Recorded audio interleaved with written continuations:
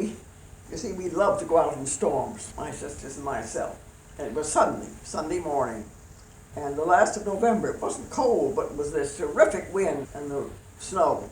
So we told Mother we should go and see if there wasn't any Sunday school. Of course, I knew there wouldn't be Sunday school, but we wanted to get out.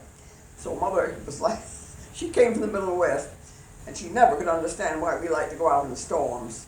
All I could think of was a hen who hatched a bunch of ducklings. But we went out and went down to the church. Of course, it was closed. And then we went down to the shore. We went down about where the Owen Park is. And you couldn't see. There was this just snow, just this blizzard of snow, you know. But there was a funny thing. There was a two-masted schooner that was right up on the beach. And the name of it was the Mary Eldridge. Of course, that was my sister's name. Isn't that a queer thing? But then, most extraordinary thing happened. The sun came out for about 5 minutes and shut right down again. And it meant that the men, the Vineyard Haven sailors, saw the condition of the harbor, and we did too. All these wrecked ships, some of them was just their top was sticking out of the water like that. And then, of course, the Newburgh had come around and gone through the wharf, you see, her bowsprit sticking out the other side. Can't imagine what it was like. So we went home after we'd seen all we wanted to see, and Mr. Edwards at the Bethel had a daughter about my age, a friend of mine. And Mrs. Edwards said to me, could Mary come up and spend the night with you? She's so troubled about this storm, and she's so nervous and so upset.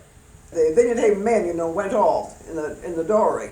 They got an old whaling dory and patched it up, and they went off and they rescued a lot of men, all the dory would carry, and came back, and they came into the Bethel and they were taken care of, given a place to sleep and eat and so forth. And Mary had seen them come in, and so she was in such an awful state that she came up and spent the night. I remember sleeping with them, she having trouble going to sleep and so forth. So all those men were there at the Bethel. Of course, they sent them home as soon as they could, but there were 75 men that were there for some time. Of course, the village helped to feed them. I suppose they slept on the floor. I don't know how they managed. And Mr. Edwards used to come up and say to Mother, well, we've done all we can. Can't you help us out? Can't you get a little entertainment up and so forth? We're going to have ice cream and cake, have a sociable. So Mother said, oh, all right. She always worked very much with Mr. Edwards.